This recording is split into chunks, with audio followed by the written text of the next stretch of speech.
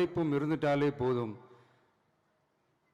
எவ்வளவு பெரிய ஒரு போராட்டமோ ஒரு போரோ இல்லை எதிரிகளையோ ஜெயிக்கலாம் அப்படின்றது தான் இந்த கதைகள்லாம் நமக்கு உணர்த்துது.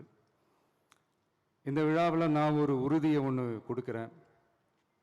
நாமளும் தமிழக வெற்றி கழகமும் சமூக சமய நல்லிணக்கத்தை பாதுகாக்கிறதுல 100% உறுதியாக இருப்போம்.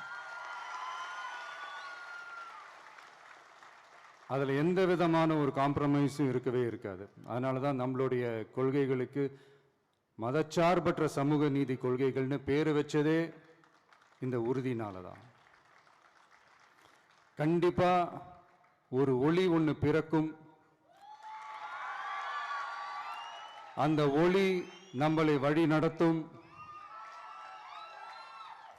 இங்க வந்திருக்கும் அருளாளர்கள், அன்பர்கள் அனைவருக்கும் என்னுடைய கிறிஸ்துமஸ் நல்வாழ்த்துக்கள். அனைத்து புகழும் எல்லாம் வல்ல இறைவனுக்கே.